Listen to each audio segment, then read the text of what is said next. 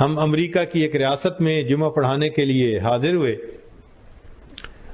تو وہاں امام صاحب سے تھوڑی دیر گفتگو ہوئی، تو وہ کہنے لگے کہ جی مجھے ہر سنڈے کو جیل میں جا کر دین اسلام کی تبلیغ کرنے کا موقع ملتا ہے۔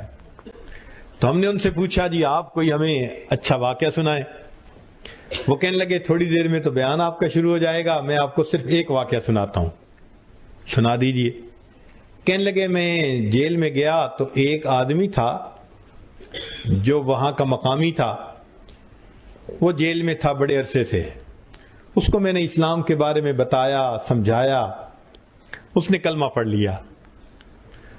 تو میں نے اس کا نام علی رکھا، اور اب اس کو میں نے دین سکھانا شروع کیا، طہارت کیا ہوتی ہے، فرض کیا ہوتے ہیں، نماز کیا ہوتی ہے، جو ضروریات دین تھیں وہ میں نے اس کو سکھانی شروع کی، تو وہ میرے بہت قریب ہو گیا۔ پھر میں 1 سال جاتا رہا تو وہ بالکل میرے ساتھ ایسے جیسے کوئی سگا بھائی ہوتا ہے، ایسے محبت کرنے لگ گیا۔ ایک دن بیٹھے ہوئے تھے، میں نے اس سے ایک کویسچن پوچھ لیا کہ علی بتاؤ اسلام لانے سے پہلے تمہارے احساسات کیا تھے اور اب اسلام لانے کے بعد تمہارے احساسات کیا ہیں؟ کہنے لگے جب میں نے یہ کویسچن کیا نا تو اس کی آنکھوں میں آنسو آ گئے، تو میں سوری کرنے لگا، پلیز اگر آپ ہرٹ ہوئے تو مجھے معاف کر دیں، کوئی ایسی بات میں نے کر دی۔ وہ کہنے لگا نہیں، بس آج میں اپنے دل کی بات آپ کے سامنے کھول دوں گا کہ اسلام لانے سے پہلے میں زانی تھا، شرابی تھا، مگر میں ایسا نفسیاتی مریض تھا کہ مجھے دوسرے بندوں کو قتل کر کے تڑپتا جب دیکھتا تھا تو مجھے مزہ آتا تھا، تو میں بے گناہوں کو قتل کرتا تھا، اور جب ان کی لاش تڑپتی تھی تو میں اس کے گرد ناچتا تھا۔ ایسا جانور تھا، ظالم تھا۔ میں موقع کی تلاش میں رہتا تھا، کہیں عورت اکیلی مل گئی، بچہ اکیلا مل گیا، بندہ اکیلا مل گیا، یہاں مجھے کوئی اکیلا مل جاتا میں اس کو بلا وجہ قتل کرتا، اس کا خون بہتا ہوا دیکھتا، تڑپتا ہوا دیکھتا، ٹھنڈا ہوتا دیکھتا، اور نفسیاتی مریض تھا کہ اس سے مجھے خوشی ہوتی تھی۔ کہنے لگا کہ میں نے 30 سے زائد بندوں کو بے گناہ قتل کیا ہوا ہے، یہاں تو میں آیا ہوں ایک چھوٹے سے جرم میں،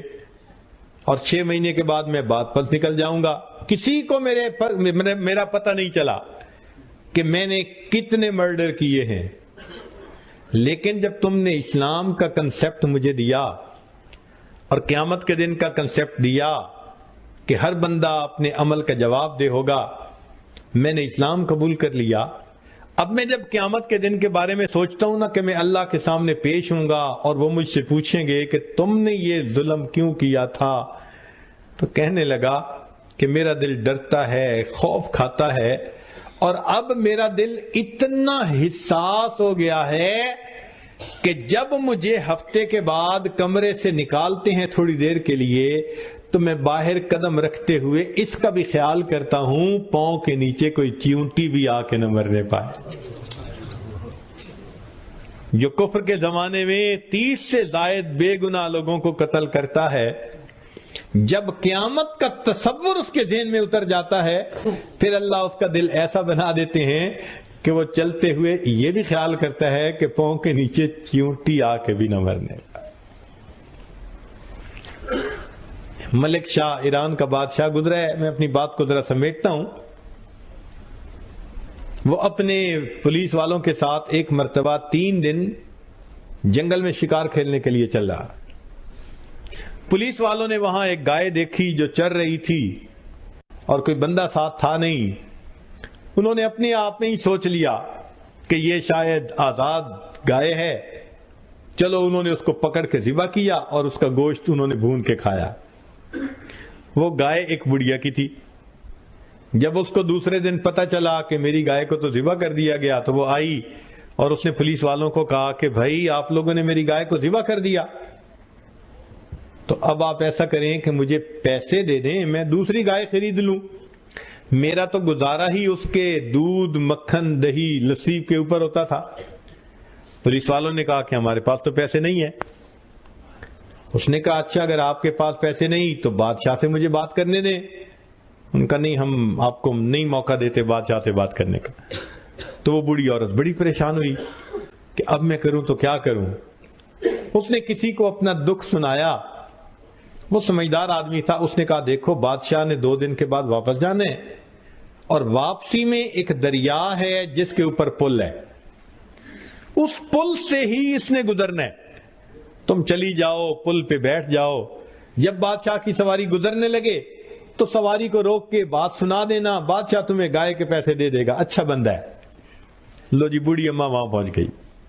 جب تیسرے دن بادشاہ کی سواری وہاں سے گزرنے لگی تو بڑھیا اٹھی اور بادشاہ کے گھوڑے کی لگام اس نے پکڑ لی، کھڑا کر لیا۔ تو محمد شاہ نے پوچھا، ملک شاہ نے پوچھا کہ اماں میری سواری کیوں روکی ہے؟ تو بڑھیا نے اس وقت اس کو ایک بات کہی کہ ملک شاہ میرا اور تیرا ایک معاملہ ہے، ملک شاہ میرا اور تیرا ایک معاملہ ہے، میں یہ پوچھنا چاہتی ہوں اس پل پہ چکانا چاہتا ہے یا قیامت کے دن پل صراط پہ چکانا چاہتا ہے؟ کہتے ہیں کہ بوڑھیا نے جب یہ بات کی نا تو اس کی آنکھوں میں سے آنسو آ گئے، نیچے اترا، بات پوچھی اور اس کو 7 گایوں کی قیمت دی، 7 گایوں کی، اور 7 گایوں کی قیمت دے کے ہاتھ جوڑ کے کہا کہ اماں ادھر ہی معاف کر دینا، میں پل صراط پہ جواب دینے کے قابل نہیں۔ ہم نے اللہ کے جن بندوں کے دل دکھائے ہیں دنیا میں ان سے معافی مانگ لینا آسان ہے، ورنہ کل قیامت کے دن اگر پل صراط پہ ہمیں کھڑا کر لیا گیا تو ہمارا کیا بنے گا؟ اس لیے قرآن مجید میں ہے کہ کچھ لوگ ہوں گے اللہ تعالیٰ کے سامنے سے جب جائیں گے نا، آپ نے دنیا میں دیکھا نا ایئرپورٹ پہ سکیننگ مشین ہوتی ہے، ایک ایک کر کے جاتے ہیں، تو جس کے پاس کوئی میٹیلک چیز ہوتی ہے تو بیپ آ جاتی ہے، تو وہ پھر اس کی تفتیش کرتے ہیں، اور جس کے پاس کچھ نہیں ہوتا وہ سیدھا گزر جاتا ہے۔ قیامت کے دن اسی طرح ہوگا، ایک ایک بندہ جئتمونا فرادا کما خلقناکم اول مرہ، اللہ فرماتے ہیں ایک ایک کر کے تم میرے سامنے سے جاؤ گے، وہ سکین ہو رہے ہوں گے سارے بندے، اور جنہوں نے دوسروں کے دل دکھائے ہوں گے اور دوسروں کے لیے وبال جان بن کے رہے ہوں گے اور اللہ کے حکموں کو توڑا ہوگا، جب وہ